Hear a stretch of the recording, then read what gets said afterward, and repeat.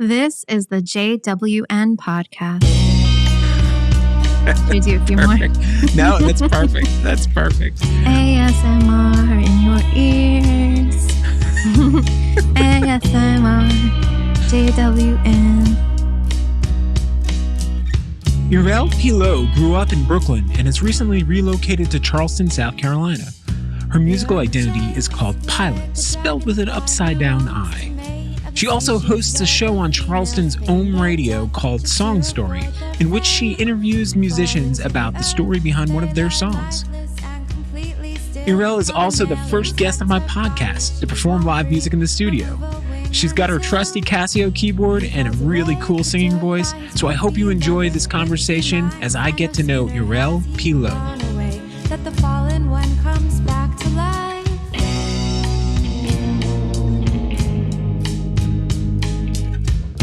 Welcome to the podcast. Welcome to the show.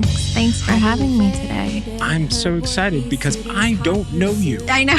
I don't know you either. And We're getting to know each other. This is one of those fun things where this could go really well, or it could go terribly wrong. Good. But so Set those far, expectations. so far, it seems to be going okay because we had a little studio setup going on here. We had to set up your keyboard, and I would say it's going great without LaCroix boy. heck yeah.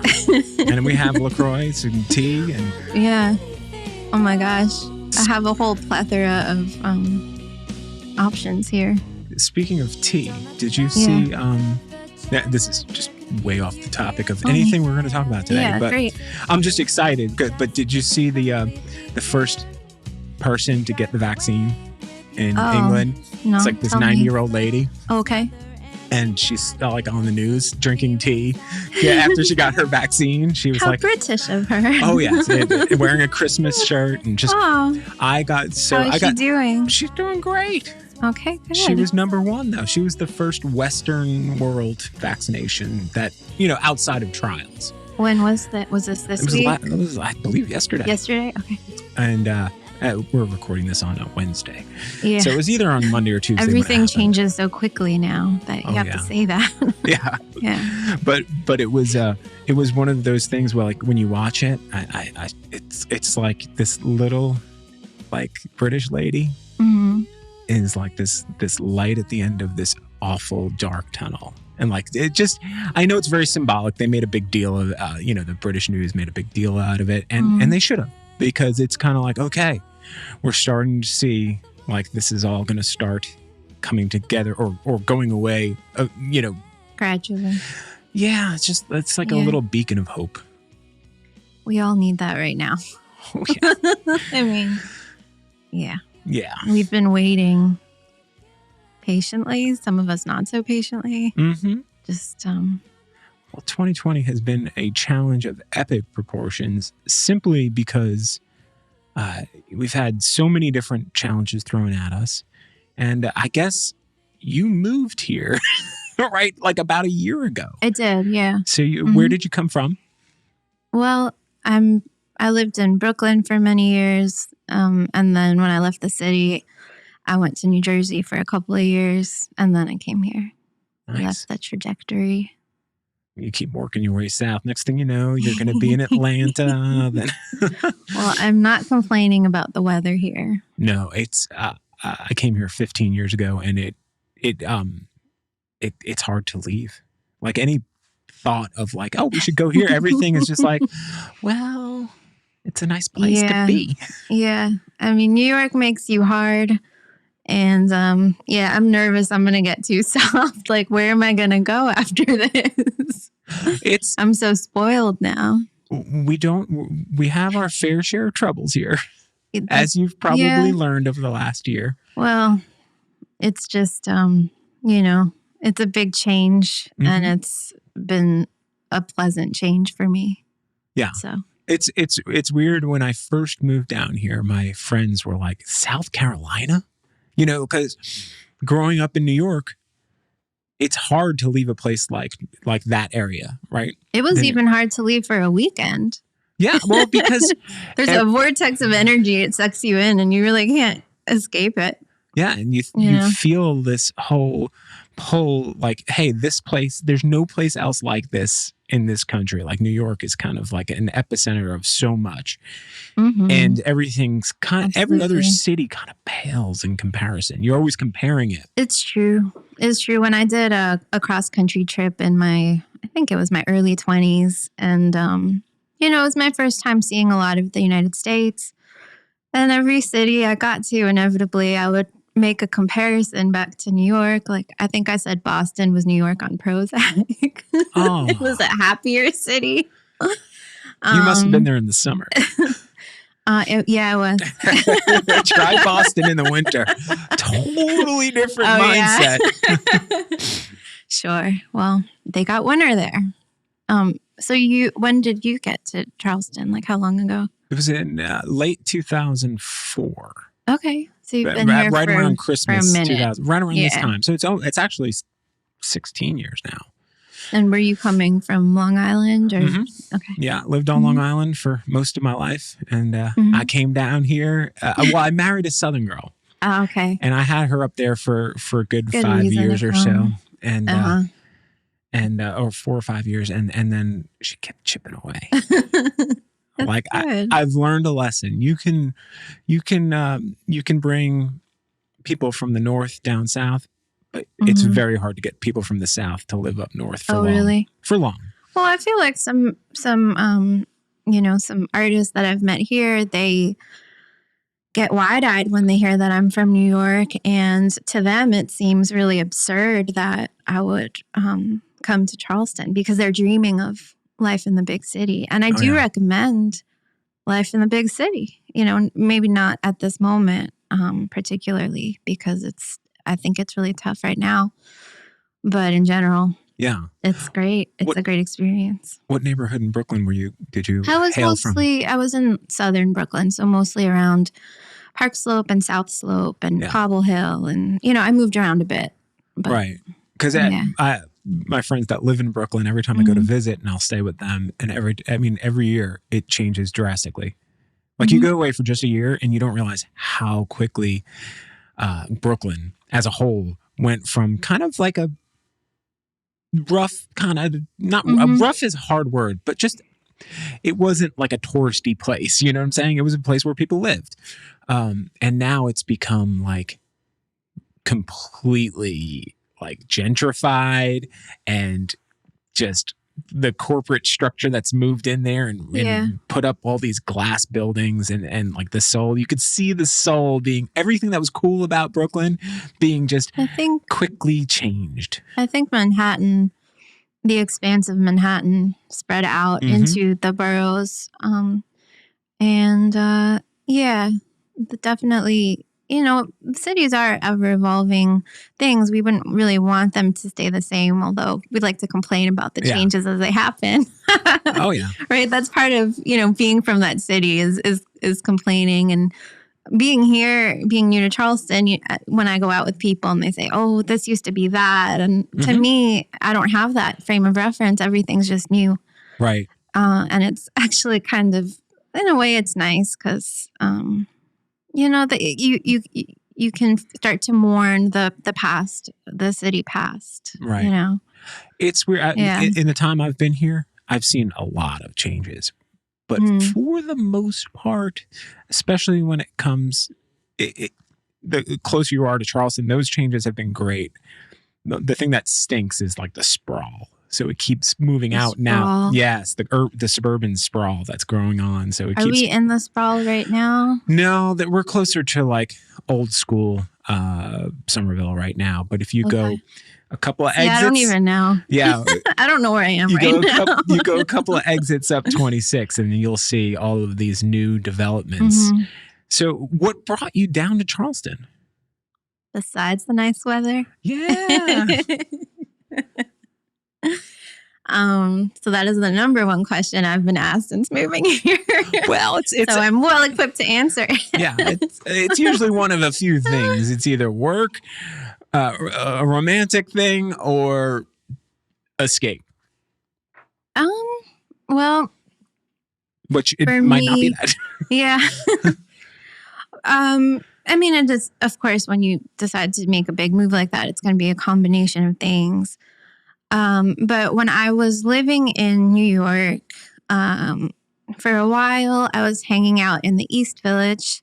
My friend Jessica had a nice apartment there, and she had a backyard. We're all starved for outdoor spaces in the city, and she was dating her boyfriend at the time. Gary is from.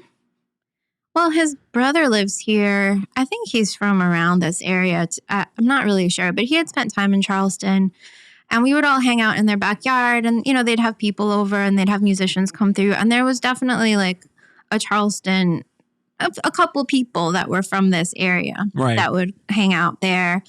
And one of the people I met, his name is Nick Jenkins, and he's the wonderful Nick Jenkins. Yes. He is so awesome. I know. Oh, don't cry now. We're less than 15 minutes into this. You can't cry. Well, I just spoke to him yesterday. He sounds like he's doing really well.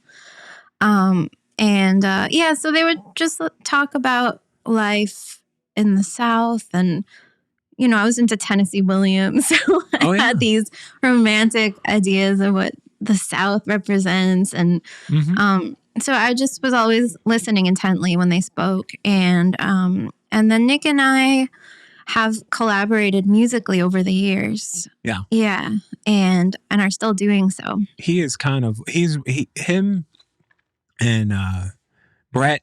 There's a couple of people in Charleston that are just whores. Is that, I don't, and I mean that's that in a not loving, a nice way to say it. That is a very nice way to say it. But I know what you mean. They love to just get around. They get around, and they're genuine, sweet, loving people. When I say that word, by the way, I'm saying it with love. I know. I'm saying it with love. I'm saying it like they get around and they are not ashamed of it. I probably just offended a sex worker, No. Anyway. Well, no. They're great collaborators. They are. They really are. Have you played with them? No. Okay. No, but you've seen them on stage. I've seen them on stage with multiple different projects and projects that don't sound anything like the other ones. Yeah. They're super talented and well-versed musicians, and they're just cool. I agree with everything you just said. Yeah. Yeah. And it's one of those things where the Charleston scene here is so it's not competitive. I don't know if you felt that in New York. It might be because I'm a little older that I felt like the music scene was always a little competitive. Like back in like maybe the 90s, people were a little bit more protective of their musicians in a band. Like, you can't go play with 5 bands. I don't know if I've necessarily felt that, but I definitely think in New York. So that actually is another reason why I came to Charleston. Exactly what you're talking about. I just had this idea that I might be better served for the music that I want to create by living in a city that's a little slower paced, where the prices aren't so high. Right. Because what I would find is, to get the musicians I wanted might be really expensive. Because like you said, they are working a lot of projects and they really need to pay their rent. Yeah.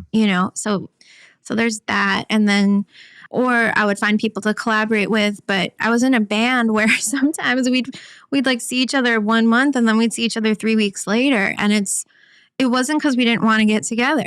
It's just because we were all hustling so hard. Right. So I just felt like, the city, I think probably in the 60s and 70s was a really vibrant space. And I love that, photographers were inspiring musicians, were inspiring painting. So all that was happening. But I think the city evolved and became more corporate, you just need money to live there. Oh, yeah. To live well there. And so I just felt like, this isn't really that conducive to art making anymore. Nope. Although at the same time, you can you go to the opera and go see Alvin Ailey. And I spent a lot of time at the Mark Morris Dance Center. So there's these institutions there that are really enriching culturally. That's why you want to be there. But I just felt like maybe, and it was, it was a gamble. I didn't really know, but I do feel like that has kind of panned out well for me so far. Yeah. Well, I mean, despite the 2020 situation, it's definitely easier in general to survive here. I have friends that work jobs that if they worked them in New York, they wouldn't be able to buy a bus ticket to get to work.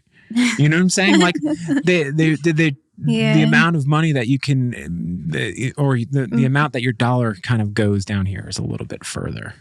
My a friend's uncle astutely observed he had lived in the city for many years, and he said, You can't get out of bed without spending $20 in New York City. Yeah. Thought that was very true. My daughter learned, she romanticized living in New York again, but she when she went to college, her first semester, she went to Pratt. Okay. And she's transferred. An art No, well, she went for creative writing. Oh, okay.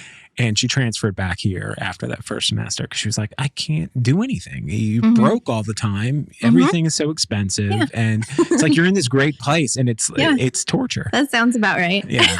Yeah. So, and that was one of the main reasons. There was multiple reasons, but that was one of the main reasons. Yeah, but see, it's good to have that experience, I think. Yeah. But she is definitely happier here, I believe, just because she can afford to do the things she wants with the people that she wants to do them with. It's just easier. I can't imagine. Can you imagine being stuck in a tiny little apartment or dormitory during this whole lockdown? Well, I have a lot of friends that are doing just that right now. They seem to be okay. I mean, that's the crazy thing. Because for me, I'm thinking how are they doing that? Because here I feel like we get the open spaces and the sunshine, and there's a lot still accessible to you that you can, you can go and do. And New York is just so densely populated. But I don't know. They're finding roof spaces. They're figuring it out. I had a friend who made a little garden on her, the fire escape. So you try to buying plants became an extremely difficult thing. Oh, really? It was and pots for plants were sold out everywhere. I did see that Lowe's was doing quite well. Yes, yeah. Lowe's and Home Depot. Who would have known? So let's dig deep. 2020 stuff aside. Yeah. Let's dig a little deeper. Everyone's talked about that enough. Yeah. It's the elephant in the room. It's it's hard not to address it when it's constantly influencing us. Yeah. But it's true. So tell me about you as a musician. What's your family like? Did you grow up? Oh. Let's go far back and see where this came from. This creative spirit. Well, both my parents are really creative. My mom, more so in the visual arts. She was a painter, and then she was doing ceramics for quite a while. And we have teapots. She has teapots all over the house that she's made. She does dysfunctional teapots. So they don't actually. They're non-operational. They the spout's in a knot, but they're very expressive and they're beautiful. So I had that influence. We always had an art room in my house growing up, which just had tons of supplies, and you can go in and, whenever you feel inspired, go do something.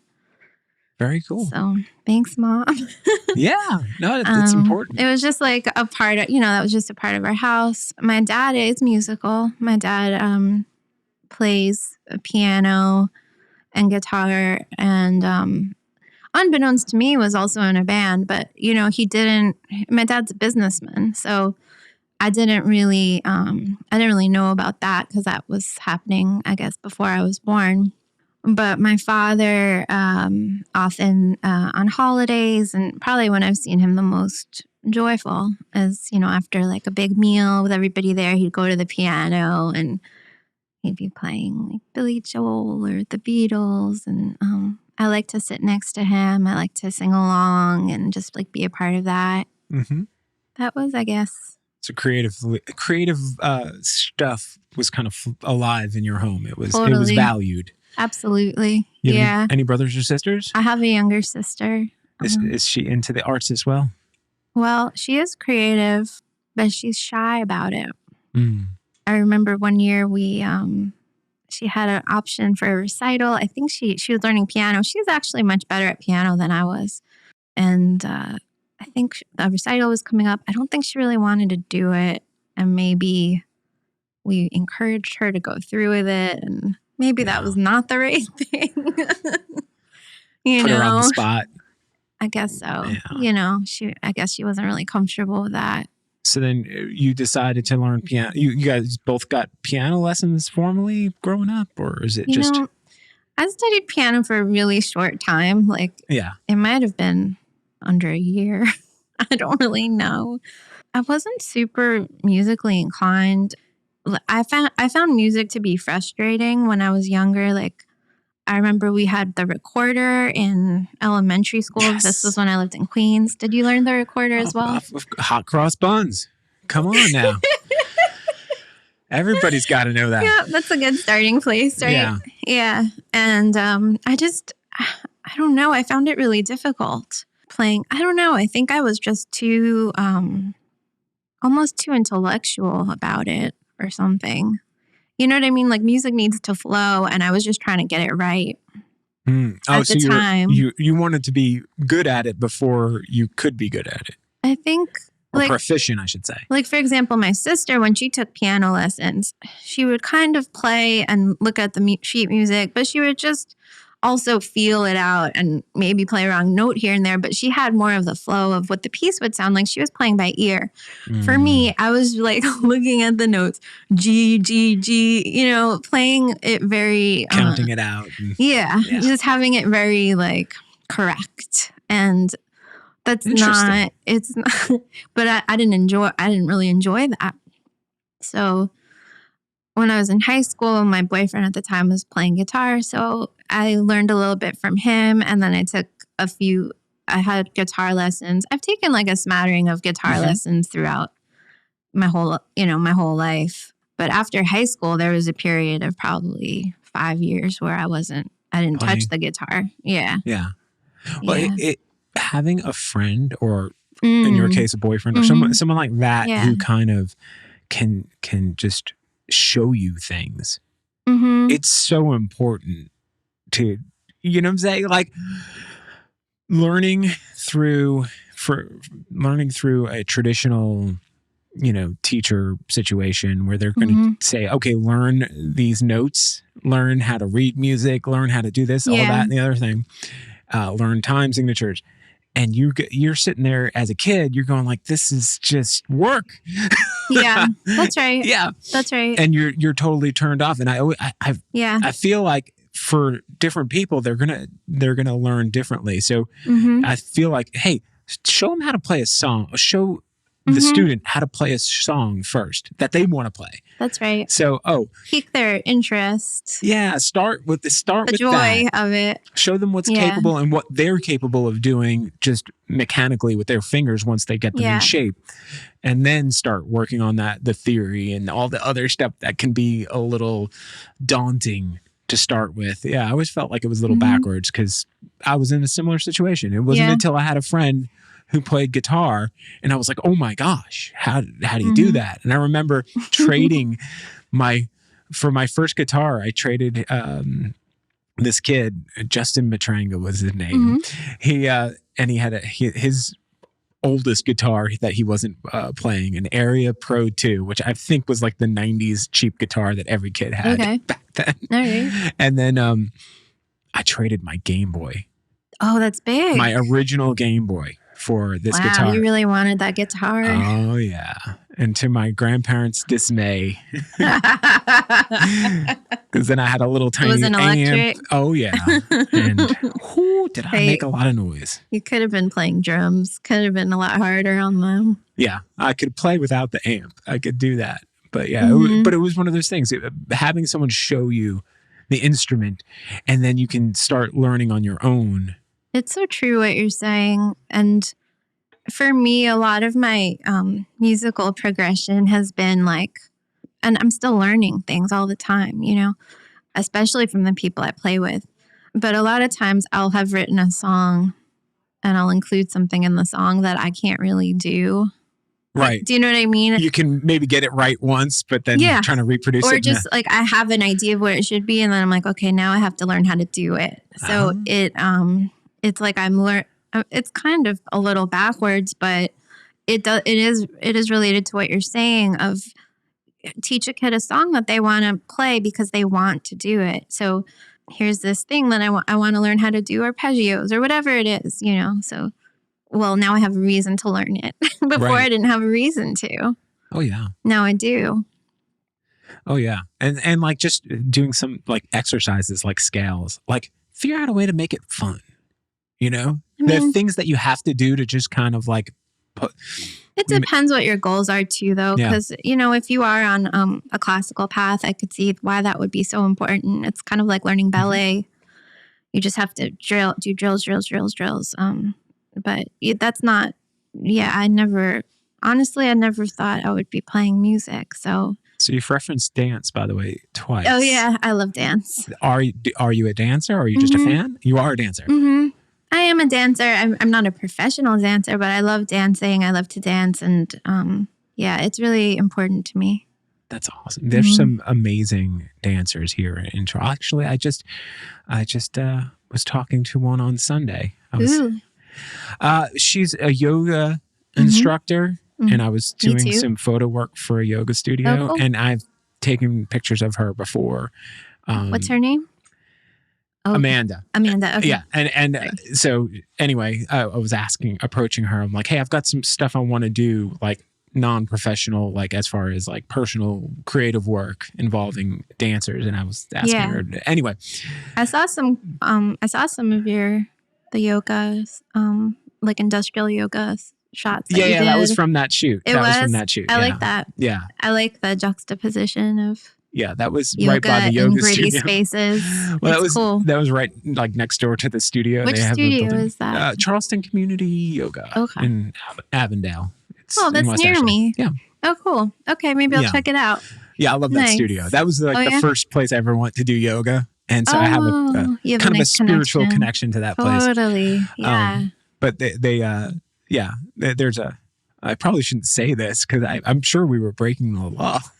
By breaking into a construction site to take that picture. It's done now. What you gonna do? Prove it. Can't prove it was me. I'm not admitting anything. Somebody did it, not me. Could have just been photoshopped for all we know. All right, so you were into dance. When did that start? Because you got to start. You said ballet was your... I took some ballet when I was a young girl, and then I got really into gymnastics. I was a competitive gymnast. My goodness, yeah, because you got to start that as like there's an age, there's a young cutoff for ballet, where if you start ballet, you're for all of I mean, dancers, they have such a abbreviated span. Well, it's changing now. That there's more longevity now, I think, than there was in the past to a dancer's career.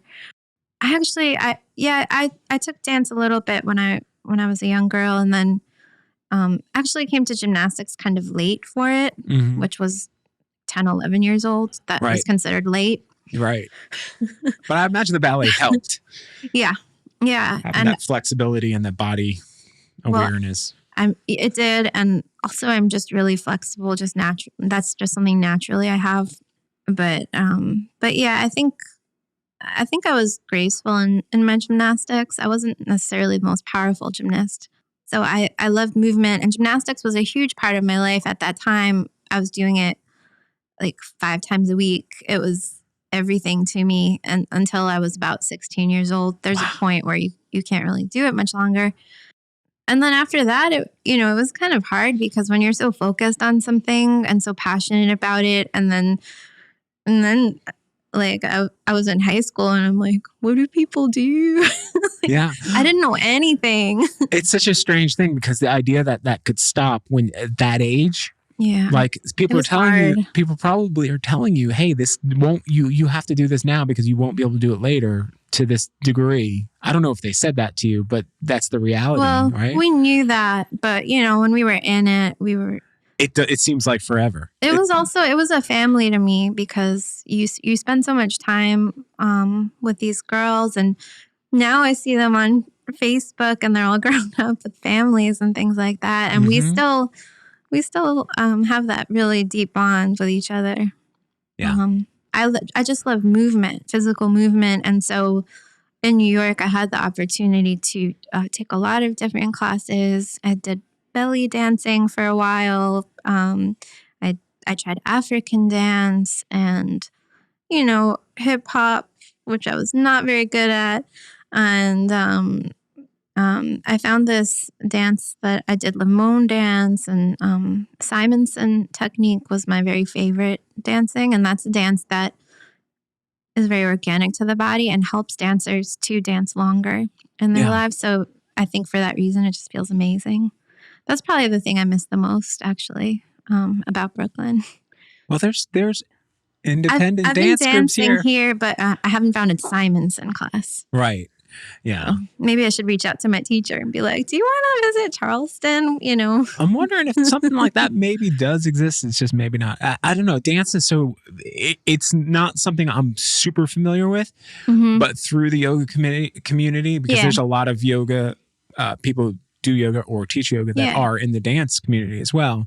I actually had Crystal Wellman, who's a professional dancer. I had her on this podcast, and I have so much respect for what she has done because she has such an independent work ethic, and I didn't know how like these dance groups how they function, and it's almost like starting a band. Like they get a group of people together, they fundraise, they do all of this stuff, and they That's put cool. so much work into it. And like you said, it's a fleeting art form. You have to be there in person really to appreciate it fully. I think. I don't know. There's something about watching it on TV or on a video that doesn't compare to being in person. I know what you mean about that. But dance is life affirming. I think that's what it is, and it's also freeing. Yeah. And I never feel more myself than when I'm dancing. Do you ever try to combine your music performance and dancing? I have done that, and it's fun. Yeah. That's, I always had a difficult time just playing guitar and trying to sing at the same time. trying to incorporate any kind of choreography into it always seemed like, no, man, chewing gum and walking is enough for me. But it's fun. I love when bands even incorporate just a little bit of choreography can go a long way, I feel. Oh yeah. Even when it's fun and done tongue in cheek, it's always entertaining. Just something about bodies in sync is captivating. I don't know why. Yeah. But it is. Oh yeah. And doing things with purpose. There's something to be said about like spontaneity. Yes. That's wonderful. Yes. But also doing things with an actual purpose is a whole different game. And it's nice to witness it. Agreed. So your musical influences, I've read somewhere and from listening to your music, even when you were warming up, I can hear tinges of like a Regina Spektor. What were your musical influences? Well, I get that a lot with Regina Spektor, and I do like her, and I've seen her perform live too. But it's kind of happenstantial that I sound like her. It might be because you guys have the same. We're from similar. She's from a town not too far away from like suburban New Jersey, where I went to middle school and high school. Yeah. So we have kind of similar. She's kind of. I think she might be. I know that she has Russian heritage. I don't know if she was an immigrant to the U.S. or maybe she was born here. I know she like speaks Russian. But I think she's Jewish. And anyway, I feel like we have things in common. But she's more like someone I appreciate and like discovered because people told me that I sound like her. Yeah. Well, there's a definite like kind of innocent quirkiness to her style, especially like the first couple of records of hers. Yeah. I think there's a warmth and something genuine about her that I appreciate. And she's very playful. Yeah. Yeah. So. But she's super, super, like her ability to capture a feeling and translate it sonically as well as through lyrics, you know, and the piano, you know, everything just, she can take you on a dynamic ride through a song, and it's pretty amazing. I think so. And live, I saw her at Central Park Summer Stage. Oh, you did? A few years back. And how was that? My gosh. I mean, it's just, it makes you want to cry. She's one of those artists that you get like super emotional because it's so good. You know what I'm saying? That's cool. Just because it sounds so good, you're just like, oh my gosh, I can't believe this, that I'm lucky enough to like exist at the same time as people that can do this. That's a big stage. Were there a lot of people out? Oh, yeah. Yeah. Those summer concerts were cool. Oh yeah. So what were your musical influences besides the boyfriend with the guitar? Like, what were you listening to as a teenager? Well, him and all the friends that I was hanging out with, they were smoking pot in like a friend's garage and as one would do, doing other things. But so there was like Grateful Dead and Fish and really, and what else? 311, and they were always playing that stuff. And it was all new to me. I listened to Z100 growing up. Oh no! Isn't that the worst when you because I guess you're the older sister, so you were the one that would probably impart her influence on your younger sister. I introduced her to the Spice Girls. Yep, the Spice Girls were awesome. I will defend the Spice Girls movie. By the way, that movie is amazing. Wait, is this a new Spice Girls film? No. Oh, an old Spice Girls film? You've never seen the Spice? I don't know. Was it Spice World? To be honest, that was probably more of my sister's thing. Yeah. But it was just what was on the radio while you were growing up. Yeah. You need to watch that Spice Girls movie. Okay. Sure. Only because it's amazing.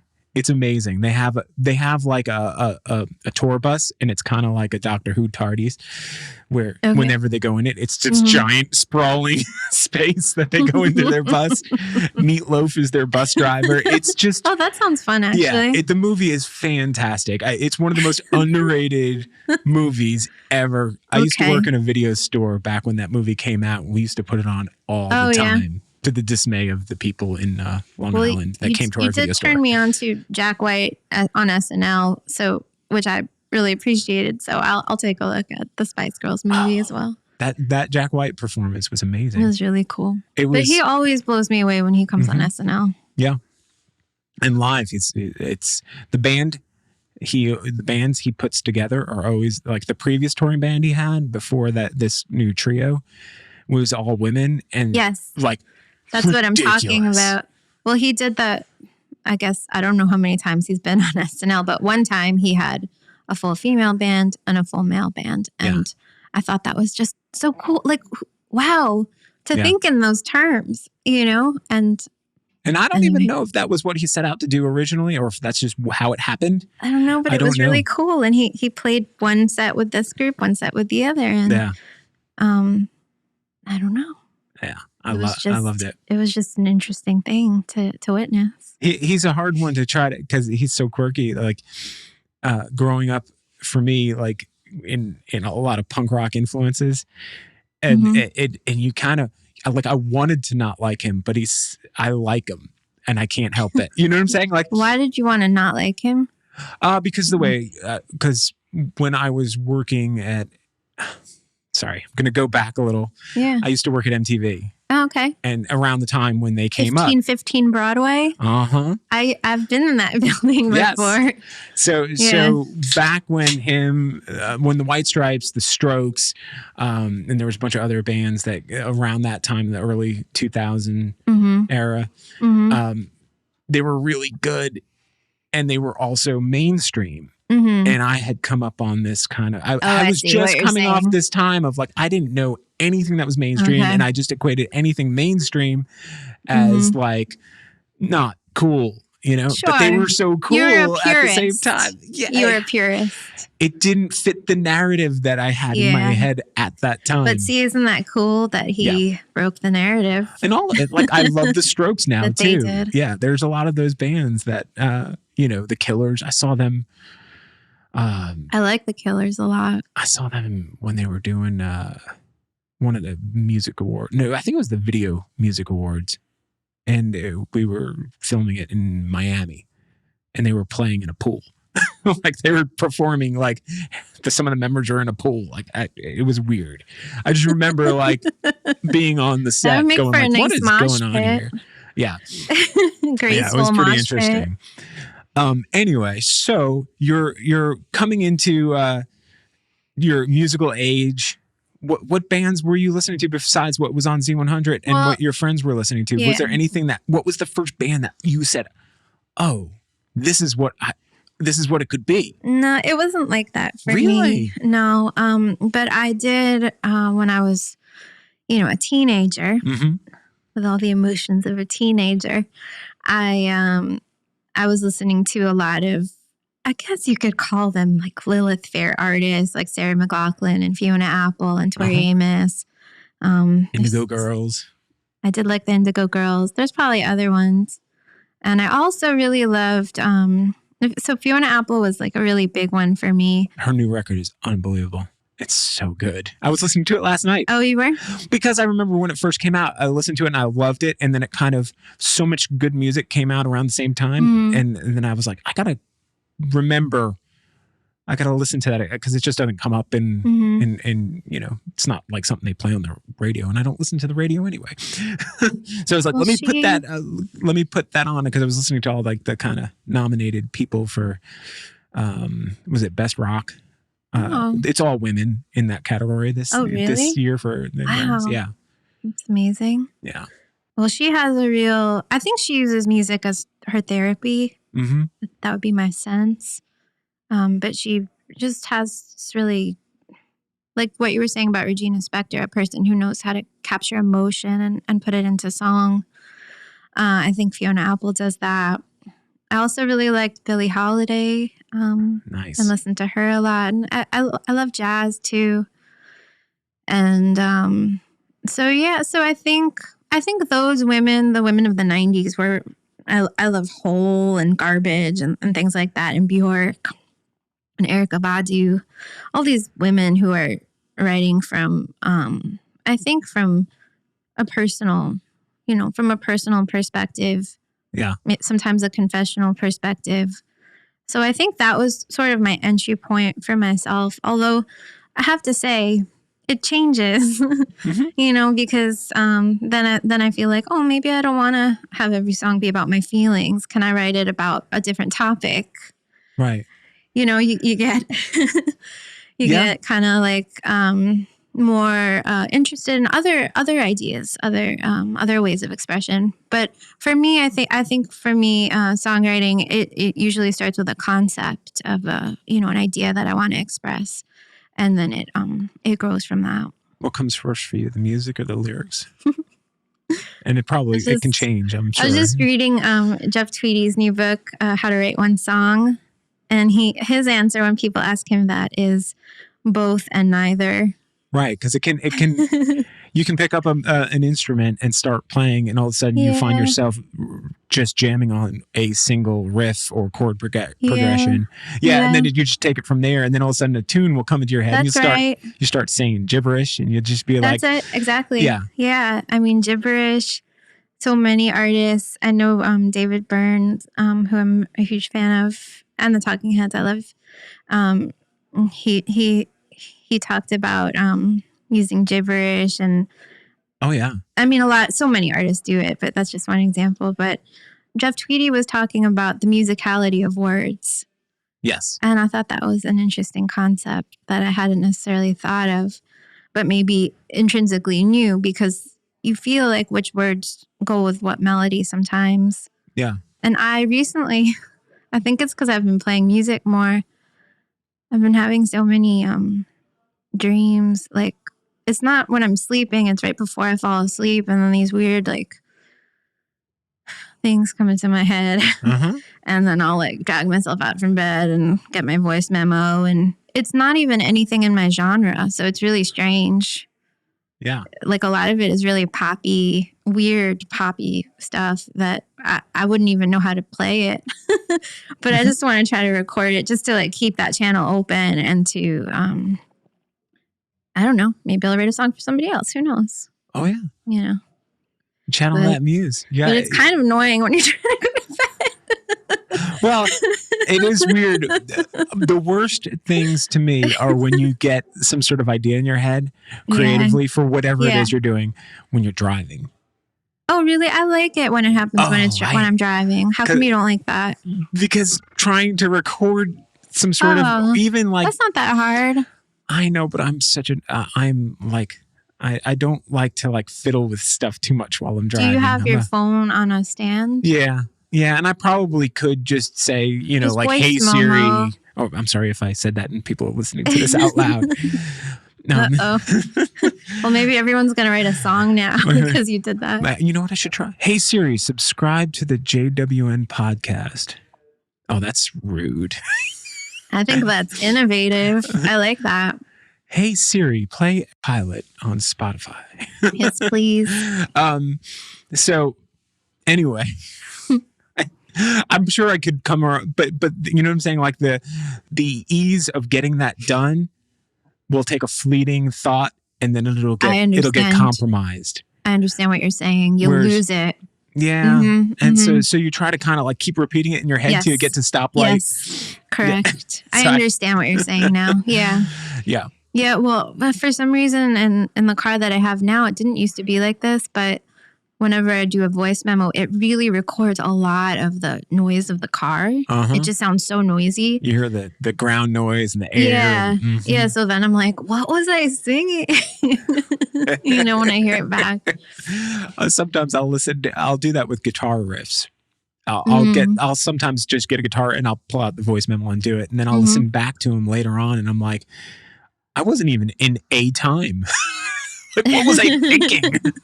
Like, that doesn't even sound like it's in time with any time signature that exists. I don't know. It made sense when you were playing it.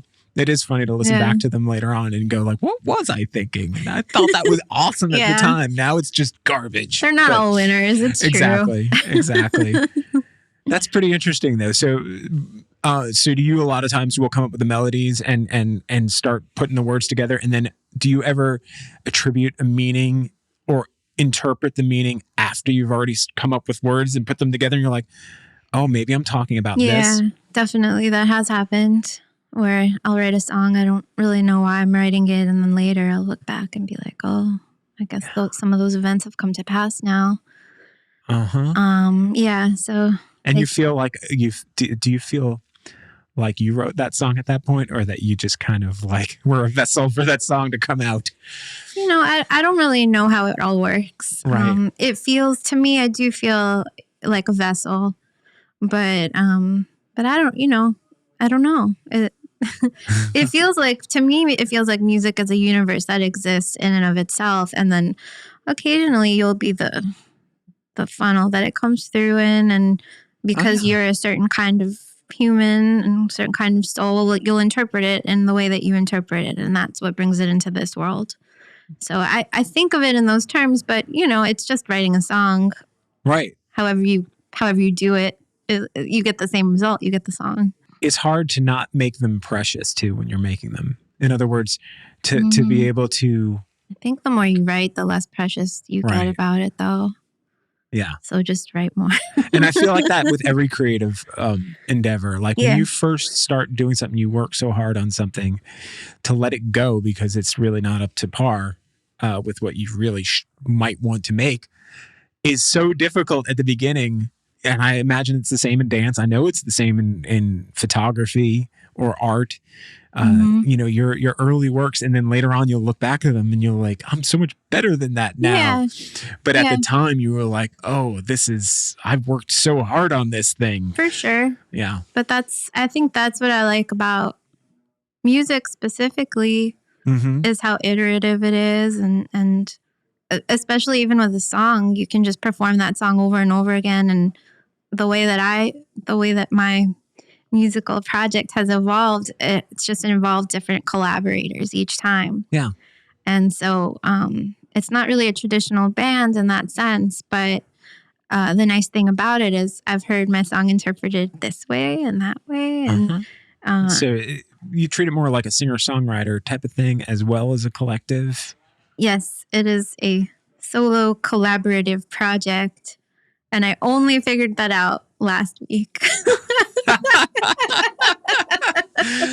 So, yeah, well, I'm so glad it happened before your podcast. when I looked at your website, I see you do have a lot of live performances. That's the showcase of your music. My favorite being you on a street with your keyboard kind of set up on yoga blocks or something. Correct. Yes. And you're just you're just playing there, and the camera's dead center on you, and like every once in a while someone will walk by and whatnot. Yeah. And this is pretty awesome. Like I love that you did that. Like that was in Williamsburg on Bogart Street, which is this really cool looking street, and there's a lot of film shoots that happen there because there's beautiful graffiti and it's colorful. And I think it has cobblestones and such and such. And New Yorkers are so jaded, and they just don't care if you're filming. They're just so used to it, and they're just trying to get to wherever they're going.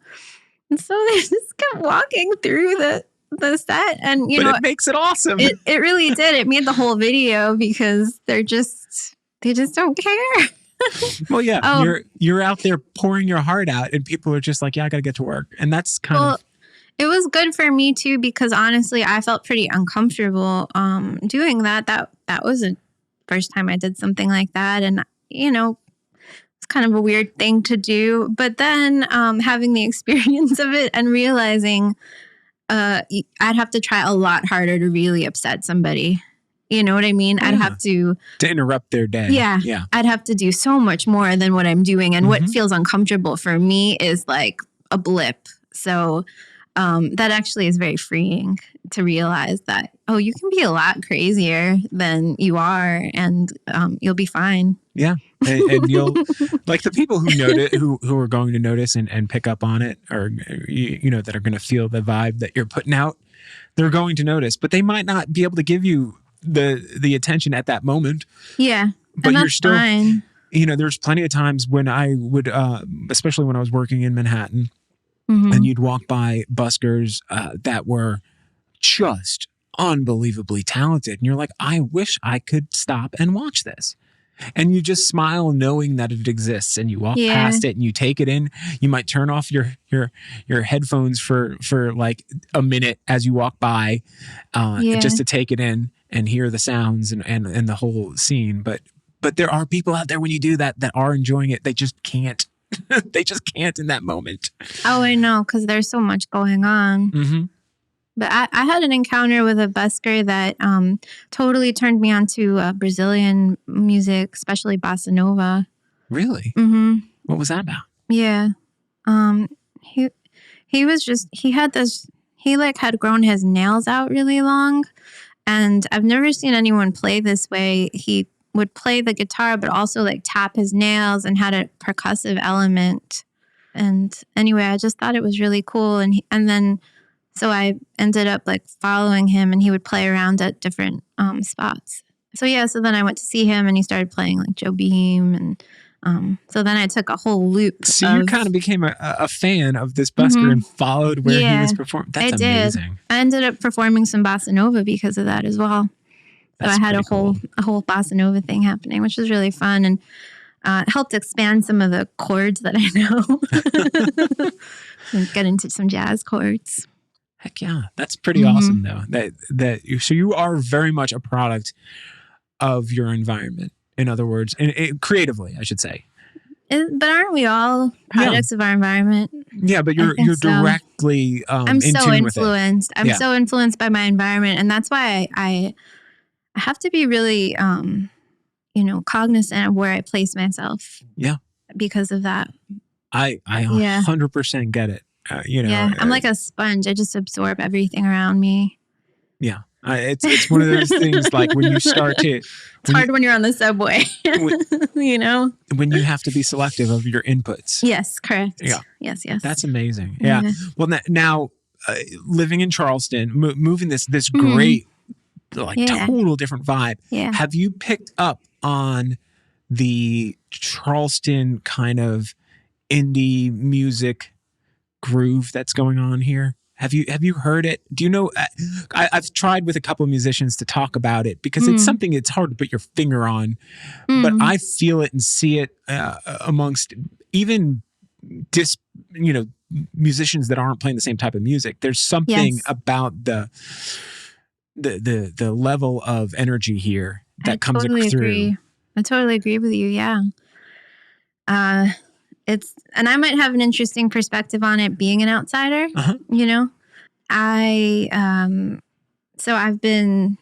one nice thing is, I've been going to the open mic nights at Purple Buffalo. Oh yeah. Which they've been doing like masked and socially distanced, and they Windex the microphone between performers and such. But that's been a cool place to. I've heard a lot of comedy because of it, and spoken word, and then there's hip hop, and there's a real confluence of things, music as well. And so yeah, I feel like there is a scene here. It's bubbling. It feels fresh and maybe new. The people involved in the scene are a little younger than I am, so sometimes I feel like a little outdated when I go. Yeah. Well, you know what I mean? But when you look at the curators of the scene, there are people a little bit older that know and that are involved and That's that are true. facilitating this to happen. That's true. And there is a collection of humans here that are just, it's just a wonderful place to be creative. I think so. There's been so many collaborations for me that have been happening here. Like I've been playing with the guys from Community. Well, it's formerly Community Pool. Now it's Leopard and the Diamond Sky. I don't know if they've officially announced that, but maybe they have.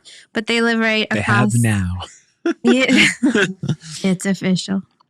They live close to me, and so I've just been going over there and jamming and like learning some of their songs. They've been jamming some of my songs, and it's just nice and fluid. And yeah, that's so fun. And then Brett Nash, worked with him in the studio this week, and he's the best, dude. He's the best. He is. I love that guy, just because he is such a music nerd, and I say these words like whore and nerd that can be taken out of context. I'm saying that with love. I think he would take that as a compliment. Oh yeah, he's a Swiss Army knife of a human being when it comes to music. Correct. And he's just talented. He is pretty nerdy about the music, because we would like, he brought his pedals, and he played some bass, and then he was tracking some guitar, and we were trying to get a certain sound. And like while he was adjusting his pedal board, he was just kind of talking to himself, like, carry the one, and he had divide by. You could see him thinking. He sounded like an engineer working on something, and he's like, "Is it like this? That kind of spaceship sound? Is this what you're going for?" And so, that's music wonderful. Nerd. Yeah, just the best. Yeah, and people like that. Are part of what makes this scene so cool, because totally. You'll see. I don't know how much besides the Purple Buffalo that are doing, some sort of live performances now. The Poorhouse. Poorhouse has got something going on. They're selling by tables. Mm-hmm. I went to FemFest this weekend. What's that? I don't know about that. 9 to 5 magazine, which is they put together a festival of all women artists or female-led artists, and it was really cool, and it was at Tobin's online? Market. Where's that? Downtown, upper King Street, I guess. Okay. And it was really cool. So we've talked about a lot of your process and all the things. What do you feel is, and this could be something just currently going on in what do you have a message or something that you're trying to say or convey through your creative endeavors? Like what's your, and it doesn't have to be anything dramatic. And you know what I'm saying? Like, it could just be that you're trying to find people that speak the same language as you. But is there something that you're trying to create or say through your music and your songwriting that you're trying to convey to the world that you have not maybe done yet, that you're trying to achieve? I know it's a very heady question. I wish there was. Also, when you record a podcast, you realize how much people say Oh gosh, don't worry about that. Yeah, but even you know what I mean. A message, or just yeah. Is there something that To be honest, there isn't a message that I'm trying to get out to the world, but I'm trying to live my life in an authentic way to who I am. And hopefully that will be inspiring for people on some level. Mm-hmm. And I am creating music or whatever I create, really, with the intention that somebody will benefit from it in some way, whether it's feeling an emotion they didn't know that they had inside themselves, or maybe laughing. Yeah. I put humor into my songs, and when I perform, I look for opportunities for humor as well. Like icebreakers to kind of disarm people. Whatever it is, whatever's happening in the room, I try to tap into that because that's what's happening. Yeah. Yeah. So, I do believe that art forms. That's why it's almost an unfair question, because I know for a lot of artists, it's not you might not have a specific thing that you're trying to say or do. Not everyone is going to have like a Fiona Apple style like tragedy that they're trying to cope with. Yeah. But the arts are a form of communication. They're language, and I think we're given as young people a set of tools on how to communicate, like the kind of lowest common denominator. Here's your language. Here's how to write it. Here's how to speak it. And that's how you're going to communicate. But that's not necessarily how animals communicate. Mm-hmm. You see animals dance. You see animals sing. You see animals do all sorts of different ways to communicate with each other. I watched my cat hide under the bed for a week when I brought her here. And I wanted to play with her, but then I was thinking, she's really telling me a lot right now, and I need to respect that. Yeah. Her language was she's communicating a lot with me right now. Yeah. She was not happy. She needed her shelter space. Has she grown to appreciate her new home, her new digs? Well, I just brought her here a few weeks ago, so she's still... Yeah, because I wasn't sure if I could find a home with a cat when I first came down. Because sometimes it's... Yeah. They're little destroyers. They will attack your house. So. Oh, yeah. Especially if they don't like it. That's right. Oh, yeah. So I just brought her back a couple weeks ago, and I don't worry about her. She acts like she's all shy, but she slowly takes over every space I bring her into. So she's doing fine. That's awesome. So what do you think about maybe this is a new grounds for the podcast of maybe playing some songs or a song? Yeah, that would be nice. You want to try that? Let's do it. All right. Let's get all set up. Hold on one second. Pilot. Yes, we haven't even talked about your name. Yeah. The obvious. That's okay. Yeah, I should have started that when I said hello to you. That's okay. So my name is Erel Pilot, and the music project is just called Pilot, and it's a pretty new project. It's about a year, maybe a little over a year old, 2 years old, something like that. Awesome. Okay. I'm so glad you said that, because I would have pronounced your last name wrong this whole time. Erel Pilot. It's hard to get my name right if without some practice and some instruction. So yeah, I just wanted to mention it. That's awesome. All right, so let's hear a Pilot song. What's the name of the song that you want to play? This song is called Balloon.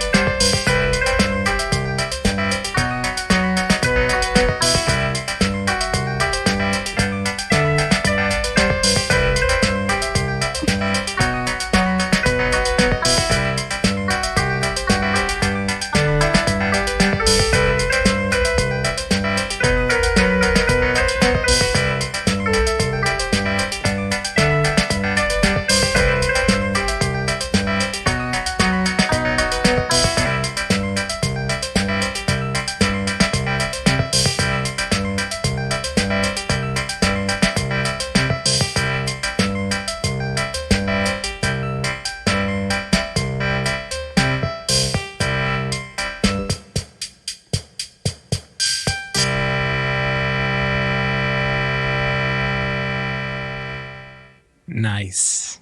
Very nice. That was cool, man. It's hard to take yourself seriously when you're playing a Casiotone MT-45. I think that was pretty awesome. I don't know. I'm going with. Have you ever seen Wesley Willis? Mm-mm. Oh my goodness. I might turn you on to something. He's no longer with us, unfortunately. But he did a similar type of setup as far as he took a Casio keyboard and he would I don't know how much programming he did of it. I think he was just using whatever presets came in. Yeah. And then he would have songs that he would just sing on top of them. And Wesley Willis. He was definitely he was very childlike in his presentation, though. He was very he would just shout stuff like. What's the name of the song? Do you remember? Rock and Roll McDonald's is probably the most famous one. I love that. Yeah, but that sounds fun. The guy made his career doing Casio keyboard and just kind of. He was even on, I believe, the Howard Stern show at one point. Which he performed for Howard Stern. On Howard Stern. Yeah, who would have thought? Back when he used to be on the radio in New York. Wow. Anyway. I'll check them out. That was pretty awesome. Thank you so much for playing. That was so fun. Thanks. I love it. So your music that you're recording with Nick and the fellows and ladies of the Charleston area, is it along that kind of? Are you kind of expanding to incorporate what they have to offer? So the project I'm working on right now is with Wolfgang Zimmerman. Oh my goodness! Of The Space. Yeah. You know Wolfgang. Rialto Row? It was Rialto Row, and I believe now it is called The Space officially. Nice. So, but same place. I can't wait to hear this because, it'll be very interesting to hear you in that kind of more traditional recording type of So environment. I feel like I'm in good hands with him, and there is some Casio on the new recordings that we're doing, but there's also electric. I play electric guitar on it, and there's bass and drums. It's more of a traditional indie rock with some synth magic. That's so exciting. Yeah, that's so exciting. It's exciting for me because I have been performing for many years, but I really haven't recorded since. I honestly don't even remember. I think it might have been 2005. So I just have so many songs that I've had these live experiences with, but I can't share them with people otherwise. Yeah. So this is finally bridging that gap, and it just feels so good to be doing that. Well, and you're in the right hands. I feel that very strongly. I just recently had Bill Wilson, who's a 78-year-old soul singer, and he recorded his first record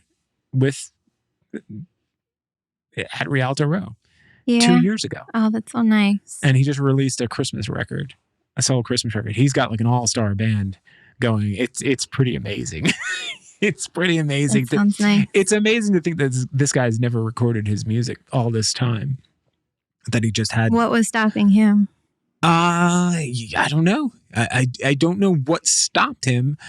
He just kind of he was going where life took him. So he was surfing the wave. Yeah, and it just didn't. It was in clubs. It wasn't bringing him into the studio. Well, in the 60s, he was playing for other bands, and then he went into the workforce, and then he went to nightclub ownership, and then he started playing live again with that, and then playing with wedding bands and things like that. But he had this long career of music. He's an amazing, talented musician, and he had stacks of papers of songs and lyrics, and a body of work. And the right people recognized, hey, you need to get into the studio and record this stuff. Get thee to a studio. Yes. So he had the right people that were surrounding him and not making it happen, but facilitating it. That's excellent. Yeah, but it sounds like you're not waiting till you're 76 to get in the studio. So so you got a leg up on that. Hey, you got to be where you're at and do it when you can. So this is when I can, and it's with good people, so it's in a good way.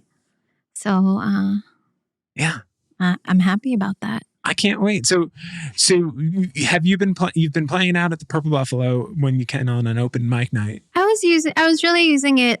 I like to have a space because I don't really have a musical space right now. I have my bedroom, and you cannot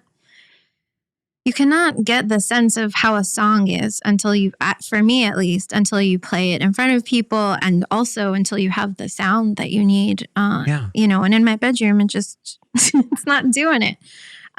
So I was really using that as kind of a springboard or like a petri dish where I could bring things that were a little bit rough, a little bit unfinished. There was one song I was working on that I literally rewrote it from start to scratch. Is that how you say it? You wrote it from scratch. From scratch. I rewrote it 3 times. Yeah. So each week I would be like, okay, here's the Cassiopeia constellation song. This is a totally different version. And like maybe 20% of it was the same from the previous week. Anyway, just to say that a space like that is so important because for me, it's a workshop. You know, it's a workshop situation where I could literally sense what's working and what's not. And then I can try to address it and make it better. I'm a big believer in the confines of a situation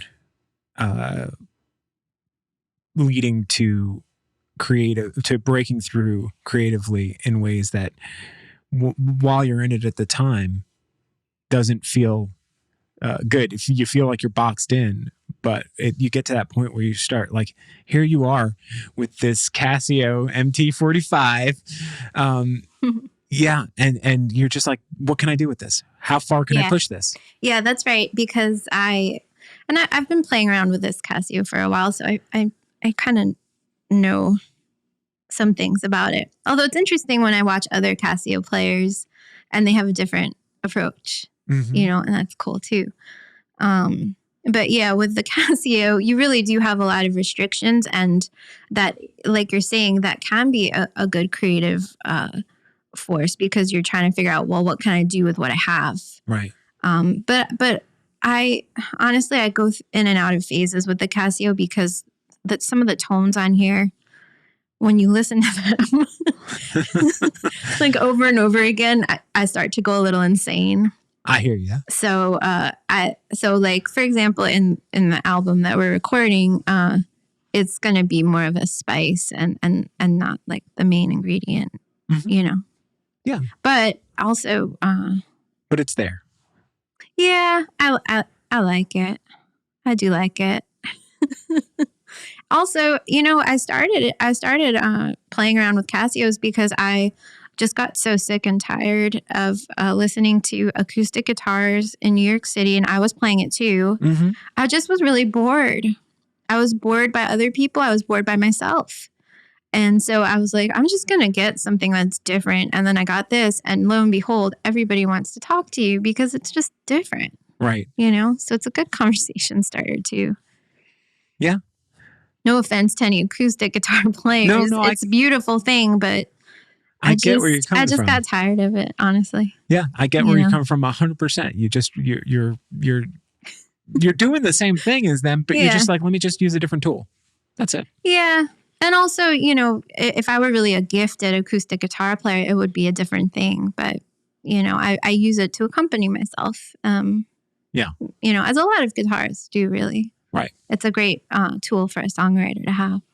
That's awesome. Well, I have had a lot of fun getting to know you with all of this. This has been so exciting. My first ever live performance on the podcast. Super excited.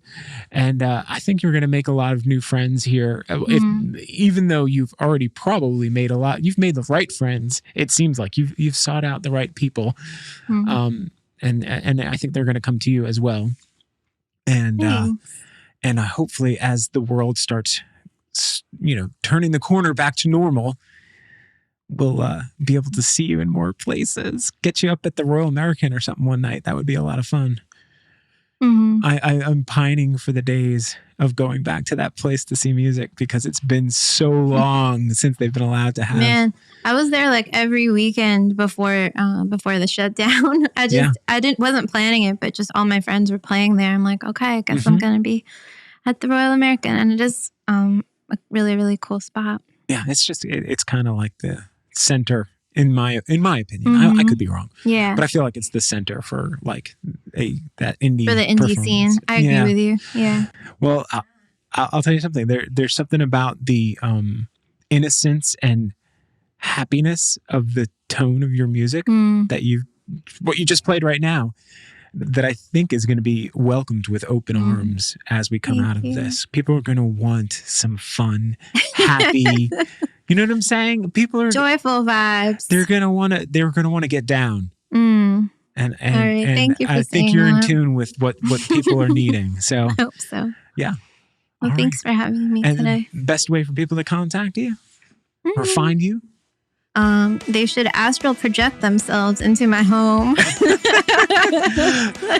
But if they're feeling lazy or tired and they don't feel like going to all that trouble, it's Pilot Let's Go on Instagram. Yeah. And your website is? thisispilot.com. Excellent. All right, I'll link it up in the show. Okay, thank you. Yay!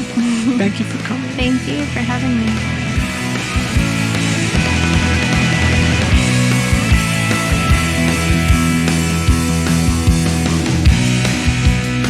Before you get going, don't forget to subscribe to the show if you haven't already. And also, you can check out more at jwnpod.com or follow me on Instagram at JoeLatex. That's at JOEL8X. Have a great day. Peace!